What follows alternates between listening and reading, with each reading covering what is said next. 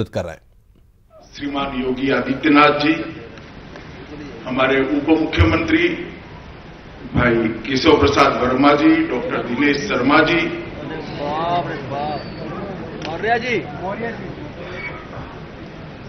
हमारे industry minister Satish Mahana जी, Bharatiya Janata party के नवनिर्वाचित अध्यक्ष और ट्रांसपोर्ट मिनिस्टर स्वतंत्र देव जी, आज के कार्यक्रम में उपस्थित अदानी ग्रुप के श्री गौतम भाई,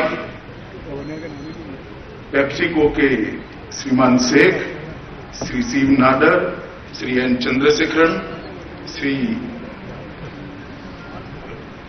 सी होम, श्री सुधीर भाई मेहता, डॉक्टर नरेश त्रेहान, श्री संदीप सोम और आज इस कार्यक्रम में उपस्थित सभी भाइयों तथा बहनों। मित्रों, मेरे लिए भी, वैसे मैं गुजरात से आता हूं और देश में सबसे सफल इन्वेस्टर समिट की शुरुआत गुजरात ने करी, मगर मैं उत्तर प्रदेश को जानता हूं। मेरे लिए भी बहुत आश्चर्य और आनंद का विषय है कि इतने कम समय में सफलता को जमीन पर उतारने में श्री योगी आदित्यनाथ सफल हुए। फरवरी 2018 में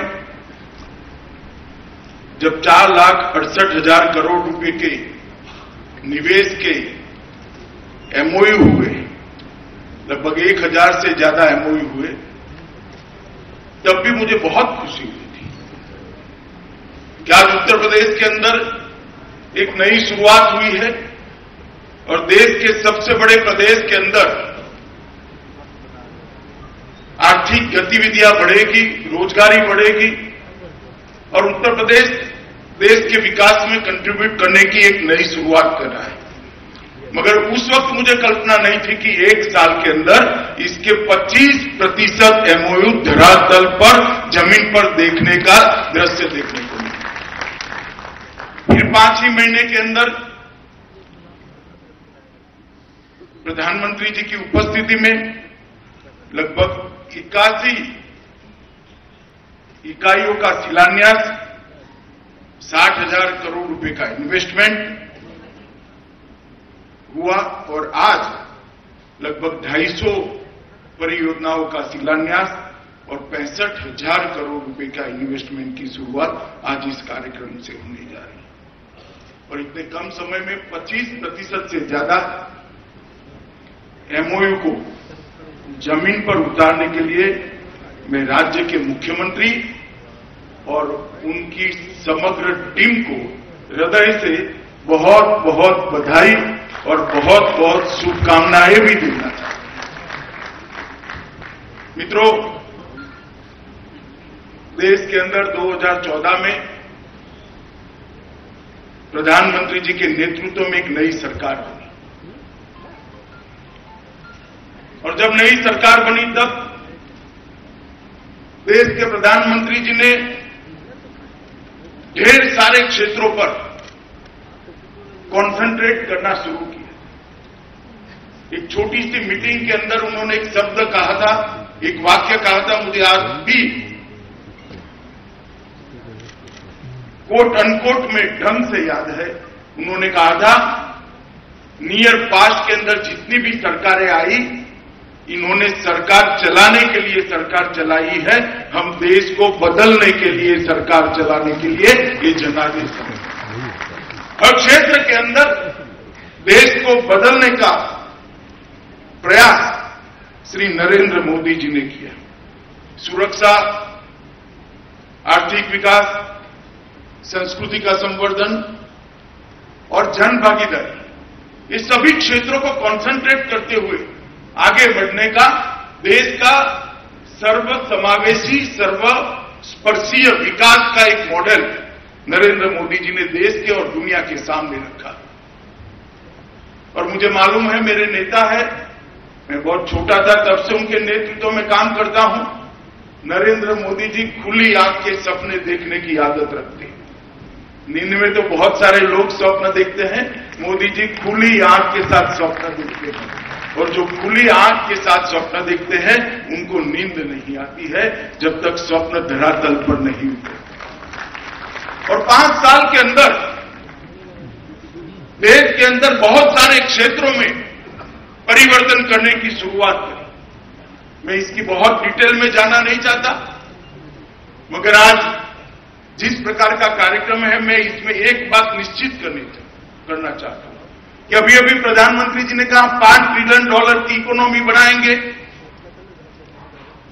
इस पर टीका टिप्पणी करने वाले अभी भी टीका टिप्पणी करते हैं, मगर मैं आप सबको बताना चाहता हूं कि 2014 से 2019 तक ये $5 ट्रिलियन की इकोनॉमी बनाने की नींव रखने का काम भारत सरकार ने समाप्त कर दिया। और ये आज की बात नहीं, उन्होंने उसी दिन सोचा था कि भारत को कहां पहुंचाना है। और पीछे मुड़कर 5 साल के देश के अर्थतंत्र के अंदर जो परिवर्तन आया है उसको देखते हैं तो हमें मालूम पड़ता है कि किस प्रकार का एक मजबूत कंक्रीट नींव डालने का काम भारत के प्रधानमंत्री ने करा है, और परिणाम भी मिले। अटल जी की सरकार गई 2004 में, तब देश का अर्थतंत्र दुनिया के अर्थतंत्रों की तालिका में 11th प्लेस पर था, 11वें नंबर पर था। 10 साल यूपीए की सरकार चली, 11 से टस का मस नहीं हुआ। यूपीए सिद्धि बना गिनाते थे यूपीए के लोग के नीचे नहीं गए, और 5 साल के अंदर 11वें नंबर पर से 6ठे नंबर पर छलांग लगाने का काम प्रधानमंत्री के लिए। और इस 5 साल के लिए लक्ष्य रखा है प्रधानमंत्री जी कि देश दुनिया के टॉप 3 इकोनॉमी के अंदर भारत का स्थान सुनिश्चित करने के लिए हम प्रयास करेंगे, और इसी में से $5 ट्रिलियन की इकोनॉमी का विचार आया है। पर कैपिटा इनकम 79,000 थी 2014 में, 2019 में 79,000 से बढ़कर एक 5 साल के अंदर ही 1,26,000 तक पहुंची, और आजादी के बाद एक 5 साल में ये सबसे बड़ी बढ़ोतरी दर्ज करने का काम नरेंद्र मोदी जी के नेतृत्व में हुआ। एग्रीकल्चर ग्रोथ रेट -0.2 था, -0.2 थे, बढ़कर 16-17 में एग्रीकल्चर ग्रोथ रेट +6.7 तक पहुंचाने का काम ये भारतीय जनता पार्टी की मोदी सरकार ने। और ग्रोथ रेट के चारों सेक्टर में सबसे ज्यादा कठिन एग्रीकल्चर ग्रोथ रेट बढ़ाना होता है, मगर वहां पर भी इस प्रकार की सिद्धि प्राप्त करी। इंटरेस्ट रेट में लगभग 28% की कमी करने में सफलता मिली। करंट अकाउंट डेफिसिट के अंदर -4.8% था, उसको 2.1 तक ले गए। फिस्कल डेफिसिट 5.9 थी, वहां से 3.3 तक ले गए। और इनकम टैक्स भरने वालों की संख्या में, कुछ लोगों को शायद ये मेरी बात अच्छी न लगे, मगर देश के विकास के लिए ये भी बहुत जरूरी है कि लोगों की आय बढ़ी है, क्षमता बढ़ी है, तभी तो टैक्स भरते हैं। इनकम टैक्स भरने वाले भी 3 करोड़ 80 लाख से 3.8 करोड़ 3 करोड़ 80 लाख लोग थे, वहां से बढ़कर 6 करोड़ 70 लाख लोग आज इनकम टैक्स। इनडायरेक्ट टैक्स भरने वालों की संख्या भी 65 लाख से बढ़कर 1 करोड़ 20 लाख हुई। एफडीआई इनफ्लो लगभग 189 बिलियन था, वहां से बढ़कर 286 बिलियन हुआ। फॉरेक्स रिजर्व लगभग 40% की वृद्धि हुई, 304 बिलियन था। फॉरेक्स रिजर्व को जब हम 19 के चुनाव में गए 429 बिलियन तक पहुंचाया, और ग्रॉस टैक्स रेवेन्यू में राज्यों की हिस्सेदारी भी हमने बढ़ाई। ढेर सारे परिवर्तन किए। दुनिया का सबसे बड़ा सेल्स टैक्स रिफॉर्म, बिक्री का रिफॉर्म जीएसटी आज हमारे देश के अंदर सुचारू रूप से लागू हो रहा है। जब जीएसटी का बिल लेकर आए दुनिया भर के इकोनॉमी को जानने वाले लोग, विशेषज्ञ कहते थे भारत जैसे बड़े देश में जीएसटी सफल कैसे हो पाएगा, निश्चित पीछे कदम हटाने पड़ेंगे, जीएसटी को नीचे नहीं ले जा पाए, सब मानते थे। मगर आज मैं आनंद और गर्व के साथ कहता हूं, मोदी जी के नेतृत्व में कश्मीर से कन्याकुमारी और कामाख्या से लेकर कच्छ तक इतने बड़े देश के अंदर जीएसटी सफलतापूर्वक काम कर रहा है। मित्रों, आर्थिक विकास को बढ़ावा देने के लिए अड़चनें दूर करनी पड़ती। हमें मालूम है कि दुनिया ने बहुत आगे कदम बढ़ा दिए, हमारी देश की व्यवस्था को, हमारे देश के एडमिनिस्ट्रेशन को, हमारी देश की सरकारों के कार्यकलापों को सुधारने की बहुत जरूरत है। और इसलिए नरेंद्र मोदी जी ने उस वक्त ईज ऑफ डूइंग बिजनेस पर बहुत ट्रस्ट दिया, बहुत जोर दिया।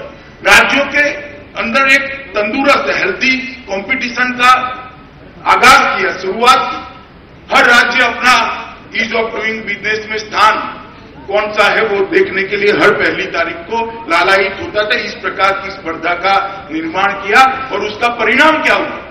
जब राज्य अपने मानांकों को सुधारते गए तो देश का मानांक सुधरना बहुत स्वाभाविक था।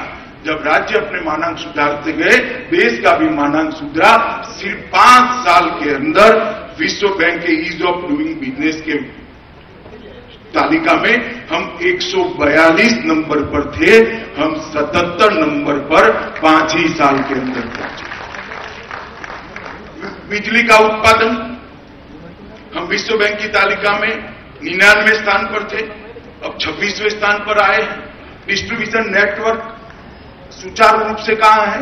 वहां 120 के 20वें स्थान पर थे, आज 26वें स्थान पर आए हैं। ये सारी चीजों को एक बेसिक ग्राउंड वर्क तैयार किया है 5 साल के अंदर, जिस पर एक बड़ी और मजबूत इमारत देश के अर्थतंत्र की आने वाले 5 साल के अंदर बनाने के लिए प्रधानमंत्री का विजन भी है, प्रधानमंत्री जी का परिश्रम भी है और प्रधानमंत्री जी के पास राज्यों में बिखरी हुई टीम भी है जो इसको आगे ले जाएगी। और जहां तक मैं यूपी की बात करता हूं, मैं उत्तर प्रदेश से जुड़ने का सौभाग्य मुझे 2013 में मिला। मैं आया था तो यहां पर भारतीय जनता पार्टी का चुनाव प्रभारी बनकर, मगर जैसे जैसे मेरा दौरा होता गया, उत्तर प्रदेश की एडमिनिस्ट्रेशन की स्थिति, उत्तर प्रदेश के लोगों की स्थिति, उत्तर प्रदेश की एग्रीकल्चर की स्थिति, उत्तर प्रदेश के कानून और व्यवस्था की स्थिति, ये देखकर मन में बहुत पीड़ा होती थी।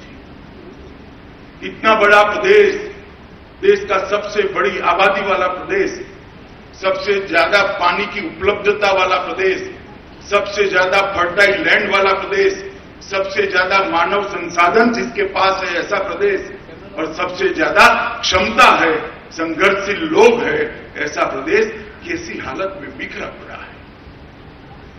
परंतु 2017 के अंदर भारतीय जनता पार्टी को सरकार बनाने का मौका इस प्रदेश की महान जनता ने दिया और भारतीय जनता पार्टी ने नेता के रूप में आज के मुख्यमंत्री श्री योगी आदित्यनाथ जी का चयन किया। और तब काफी लोगों के मुझ पर फोन आए थे। जब योगी जी को मुख्यमंत्री बनाया, किसी को कल्पना नहीं थी कि योगी जी मुख्यमंत्री बने। बहुत ढेर सारे लोगों के फोन आए थे कि योगी जी ने कभी म्यूनिसिपैलिटी भी नहीं चलाई है। वास्तविकता थी, नहीं चलाई। योगी जी कभी कोई सरकार में मंत्री नहीं रहे। योगी जी सन्यासी, पीठाधीश, और इतने बड़े प्रदेश का आप उनको मुख्यमंत्री बना रहे हो, इतना बड़ा प्रशासनिक काम उनको दे रहे हो जिनके पास प्रशासनिक अनुभव शून्य के बराबर है। तब हमारे नेता नरेंद्र भाई और मैं पार्टी का अध्यक्ष था, हमारा एम एक ही था, जिसके अंदर निष्ठा है और परिश्रम करने की क्षमता है, वो बाकी सभी परिस्थितियों को अपने अनुकूल करता है। और यही 2 मानांकों के आधार पर उत्तर प्रदेश का भविष्य भारतीय जनता पार्टी ने योगी आदित्यनाथ के हाथ में सौंपा था। और मैं आज बड़े संतोष के साथ कह सकता हूं, वो निर्णय जो भारतीय जनता पार्टी ने किया था वो उचित ही था और योगी जी ने उसको उचित ठहराया। उत्तर प्रदेश के अंदर ढेर सारे परिवर्तन योगी जी के नेतृत्व के अंदर हुए। उत्तर प्रदेश के अंदर सबसे बड़ी जरूरियात थी लोगों के अंदर विश्वास जगाने। 22 करोड़ की जनसंख्या वाला एक प्रदेश है।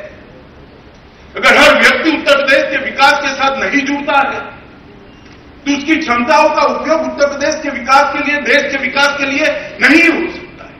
और इसलिए उसके अंदर आत्मविश्वास जगाना कि उत्तर प्रदेश भी देश में सर्वोत्तम प्रदेश बन सकता है, वो आत्मविश्वास जगाने का काम योगी आदित्यनाथ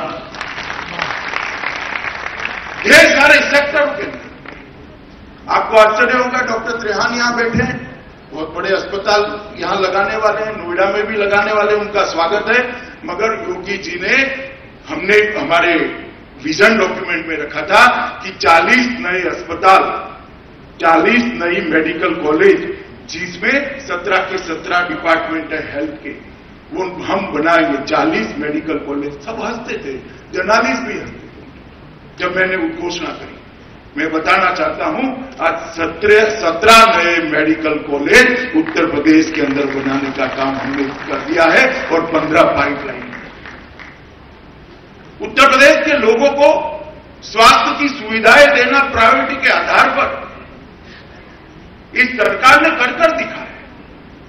मैं आपको गारंटी देता हूं, आप जो लोग पूंजी निवेश करने के लिए आए हैं, उत्तर प्रदेश के अंदर 5 साल में अंतर्राष्ट्रीय स्तर के रोडों का इतना बड़ा जाला देखेंगे शायद ही दुनिया के कोई देश के। इंफ्रास्ट्रक्चर के लिए एक विजन के साथ, 5 साल के क्षण क्षण की डिवीजन के साथ एक माइक्रो प्लानिंग बनाया है।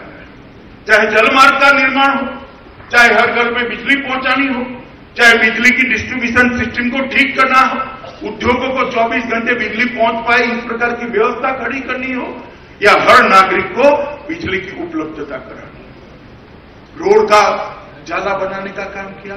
डेयरी के सेक्टर से किसानों को यहां तक जमीन की कमी है जो छोटी हो जा रही है, और लगभग 20 जिलों में डेयरी बनाने की प्रक्रिया भी भारतीय जनता पार्टी की योगी आदित्यनाथ सरकार ने शुरू की। और मित्रों, ढेर सारे काम, बड़ी बड़ी इंडस्ट्रियों का यहां पर उल्लेख हुआ, मगर मेरे लिए उससे भी बड़ा महत्वपूर्ण अगर कोई योजना है तो एक जिला एक उत्पाद का योजना बहुत। एक जमाने में उत्तर प्रदेश पूरे देश का सबसे बड़ा इंडस्ट्रियल उत्पादन करने वाला स्टेट।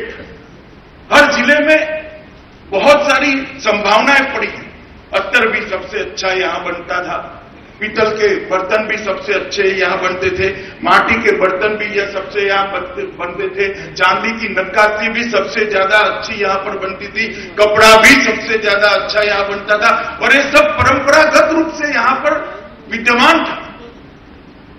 हमने हमारे संकल्प पत्र के अंदर रखा था कि 5 साल के अंदर हर जिले के अंदर जो परंपरागत उत्पाद है जिले का, उसको हम आइडेंटिफाई करेंगे, उनकी मार्केटिंग की व्यवस्था करेंगे और उसके उत्पादन करने वालों को ऋण मुहैया कराएंगे। और मुझे संतोष है कि एक ही साल के कार्यकाल के अंदर योगी आदित्यनाथ सरकार ने 80 के 80 जिलों के एक एक उत्पाद को ऋण भी मुहैया कराया, मैन्युफैक्चरिंग की फैसिलिटी भी दी, मार्केटिंग के लिए प्लेटफॉर्म भी उपलब्ध कराया।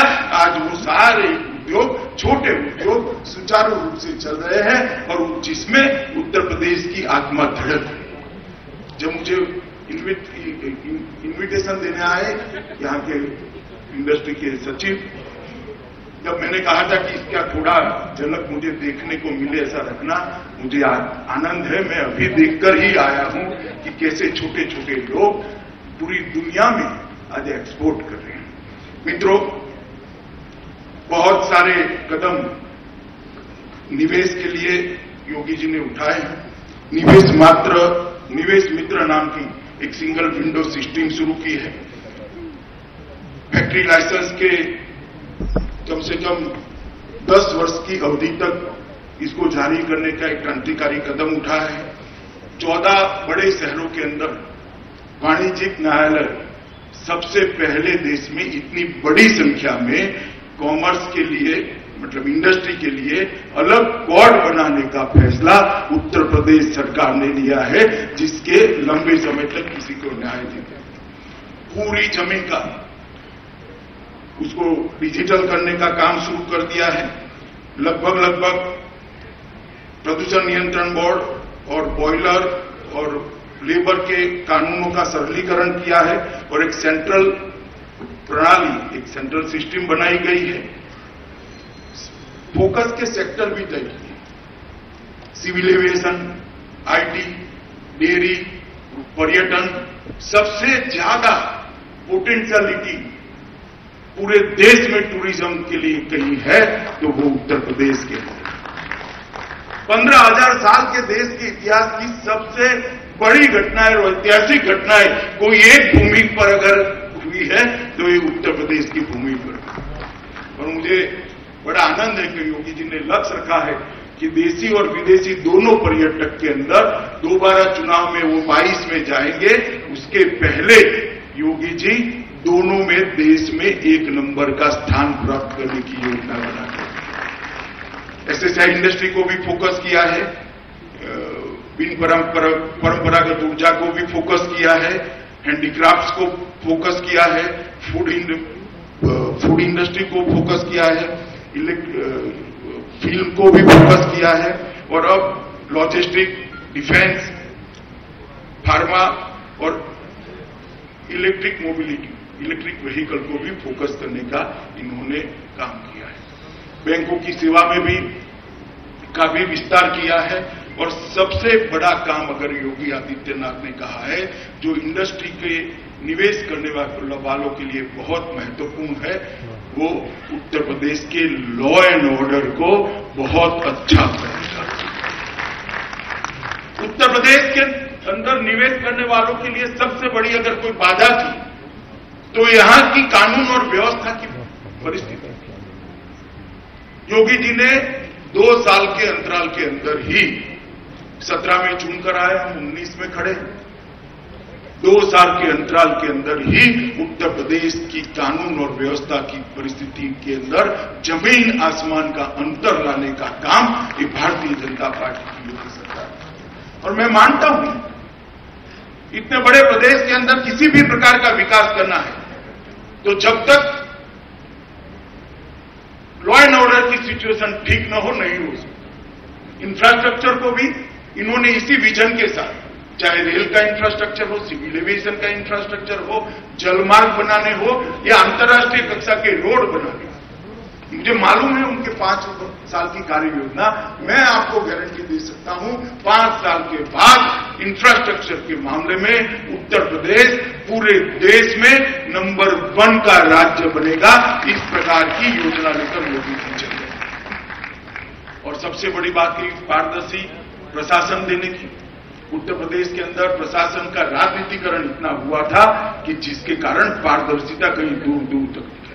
फोकस ही प्रशासन का, प्रशासन पर न रहते राजनेताओं को खुश करने में रहता है।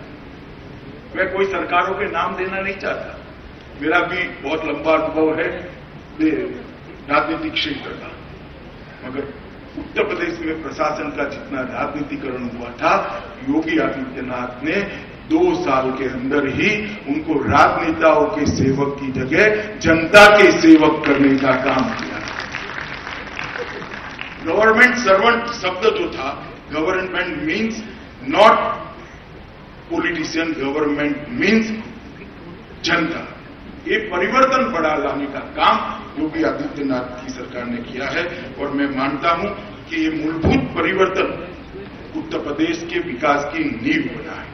मित्रों, ढेर सारे योजनाएं योगी जी आगे लेकर जा रहे हैं और मैं आज जो आप लोग सब लोग कुछ निवेश करने के लिए आए हैं या अभी नहीं किया है तो करे या न करे सोच रहे हैं, वो उनको भी मैं एक बात कहने आया हूं कि योगी आदित्यनाथ की सरकार के साथ भारत भारत सरकार भी यूपी के विकास के लिए इतनी ही कटिबद्ध है जितनी उत्तर प्रदेश है। मैं थोड़ा अंतर आपको दूं। 13th फाइनेंस कमीशन जब आया, 13th फाइनेंस कमीशन आया तब उत्तर प्रदेश को देश का सबसे बड़ा सूबा, सबसे बड़ी आबादी, सबसे बड़ा भूभाग, 13th फाइनेंस कमीशन ने उत्तर प्रदेश को केंद्र सरकार के खजाने से 3,30,000 करोड़ अलग अलग हेड्स के दिए, 3,30,000। और नरेंद्र मोदी सरकार आई, 14th फाइनेंस कमीशन आया और 14th फाइनेंस कमीशन ने 3,30,000 करोड़ से बढ़ाकर 8,80,612 करोड़ रुपया उत्तर प्रदेश। आप समझ सकते हो इसका अंतर। 3,30,000 और 8,80,000 करोड़ का अंतर क्या होता है? ये केंद्र सरकार का कमिटमेंट है कि उत्तर प्रदेश का विकास सिर्फ उत्तर प्रदेश की सरकार की जिम्मेदारी नहीं है, भारत सरकार की भी इतनी ही जिम्मेदारी है जितनी उत्तर प्रदेश सरकार की। और इसलिए मैं आपको आश्वस्त करना चाहता हूं कि योगी जी ने जो भी योजनाएं हाथ में ली है, उत्तर प्रदेश प्रशासन ने जो भी योजनाएं हाथ में, वो सारी योजनाओं का परिपूर्ण होना निश्चित है। उत्तर प्रदेश के अंदर सुधार आना भी निश्चित है। और इंफ्रास्ट्रक्चर के जो प्रोजेक्ट लिए है, एक चमत्कारिक परिवर्तन यहाँ की शिक्षा प्रणाली में, स्वास्थ्य प्रणाली में, यहाँ के बिजनेस और इंडस्ट्री के अंदर, यहाँ के ट्रेड के अंदर चमत्कारिक परिवर्तन आपको देखने मिलेगा आने वाले दिनों में। इसलिए जिसने भी निर्णय किया है यहाँ पूंजी निवेश करने का, मैं मानता हूं बहुत अच्छा और बहुत विजडम के साथ आप लोगों ने निर्णय कराया है। आपको उदास नहीं होना। मित्रों, मैं लंबी बात करना नहीं चाहता, मगर सालों से एक उक्ति मैं सुनता आया था, 16 साल का था तब से, कि प्रधानमंत्री बनना है तो उसका रास्ता लखनऊ होकर जाता है। अटल जी भी बने, नरेंद्र भाई भी बने, उत्तर प्रदेश से ही बने। नरेंद्र भाई वाराणसी से सांसद हैं। और ये बात सही, 80 सीटें हैं, पहले 85 हुआ करती थी, अब 80 है। तो देश के प्रधानमंत्री बनने का रास्ता लखनऊ होकर ही जाता है। मगर मैं आज कहना चाहता हूं, $5 ट्रिलियन की इकोनॉमी का रास्ता भी लखनऊ होकर जाता है और इसमें $1 ट्रिलियन का कंट्रीब्यूशन सुनिश्चित है। और मैं बड़ा आश्वस्त, जिस प्रकार के परिवर्तन यहां हुए हैं और जिस प्रकार की परियोजनाओं को धरातल पर लाने का काम हो रहा है, 1 साल के अंदर ही 2 बड़े कार्यक्रम और इसके अंदर 1,20,000 करोड़ के इन्वेस्टमेंट को जमीन पर उतारना, मैं बहुत बड़ी सिद्धि मानता हूं। मित्रों, मैं आज भारत सरकार की ओर से, योगी आदित्यनाथ जी की ओर से, जिन लोगों ने उत्तर प्रदेश के विकास के लिए यहां पूंजी निवेश किया है, सभी लोगों का हृदय से धन्यवाद करता हूं और आपको विश्वास दिलाना चाहता हूं कि आपने जो आशाएं रखी है उत्तर प्रदेश सरकार से, वो निश्चित समय के मापदंड पर खरी उतरेगी। कहीं पर भी ये सरकार इसमें पीछे नहीं उतरेगी।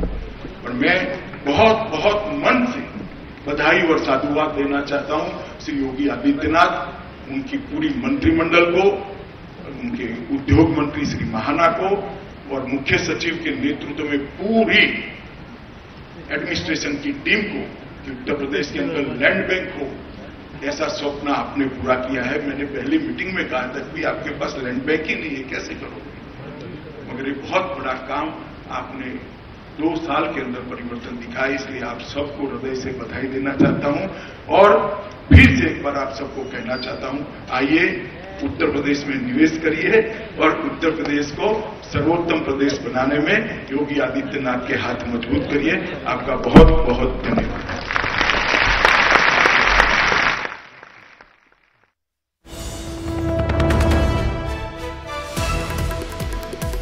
तो $5 ट्रिलियन इकोनॉमी का रास्ता उत्तर प्रदेश से होकर जाता है। योगी ने 2 साल में उत्तर प्रदेश की कानून व्यवस्था बदली। अमित शाह ने अपने संबोधन में यह बात कही है। पहले निवेशक उत्तर प्रदेश में आने से घबराते थे, ये बात यहां पर अमित शाह ने अपने संबोधन में कही है। उत्तर प्रदेश नंबर 1 राज्य बनेगा योगी आदित्यनाथ के फैसलों से। उत्तर प्रदेश में विकास के लिए केंद्र सरकार भी कटिबद्ध है। योगी सरकार की योजनाओं का पूरा होना निश्चित है। बड़ी यहां पर खबर, $5 ट्रिलियन इकोनॉमी का रास्ता उत्तर प्रदेश से होकर जाता है। ये बात यहां पर अमित शाह ने अपने संबोधन में कही है।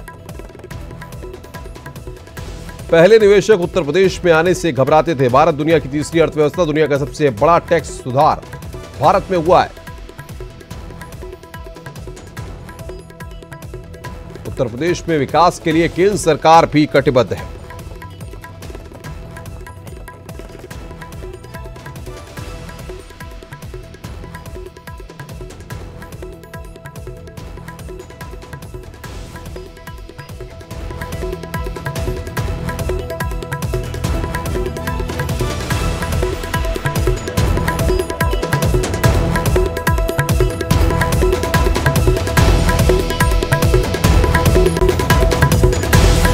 फैसलों से यूपी नंबर 1 राज्य बनेगा, ये अमित शाह ने बात कही है।